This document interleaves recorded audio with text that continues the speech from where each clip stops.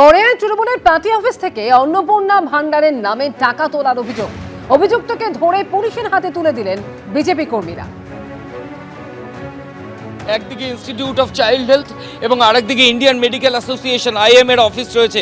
তা এখানে প্রচুর মানুষ শিশুদের নিয়ে আসেন চিকিৎসার জন্য। সেখানে তৃণমূল কংগ্রেসের এইভাবে অবৈধ অফিস করে সরকারি প্রকল্প যেটা অন্নপূর্ণার ভান্ডার, সেই প্রকল্পের জন্য অন্যায়ভাবে এখান থেকে টাকা তোলা হচ্ছে, এমনই অভিযোগ।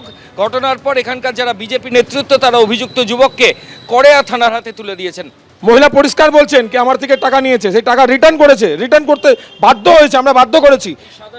একদম এই সাদা জামা পরে তিলজলায় বাড়ি। আর মহসিন আলী এই লোকটা এখানে বসে বসে কয়েকশো মহিলা থেকে টাকা নিয়েছে। আর এটা কি করে অথরাইজ করে এরা তৃণমূল কংগ্রেস? এটা রাস্তার উপরে বসে এটা তোলাবাজি করার একটা জায়গা। তৃণমূল কংগ্রেস চলে গেছে, তারপরে কিন্তু ওদের নেচার চেঞ্জ হচ্ছে না। আমাদের রাজ্য সরকারের যে প্রকল্প, সেই প্রকল্পগুলোকে বদনাম করা, ভারতীয় জনতা পার্টিকে বদনাম করা, শুভেন্দু অধিকারীকে বদনাম করার একটা চেষ্টা, সেটা দিনের আলোতে আপনাদের সামনে আনলাম। এবার যদি এখানে যদি কোনো ঘটনা ঘটে তার জন্য প্রশাসন দায়ী হবে। একটা লোক মহসিন আলী নাম, সে অনেকগুলো মহিলা আমাদের এসে বললো যে দিদি ওখানে টাকা নিচ্ছে ফর্ম ভরার জন্য।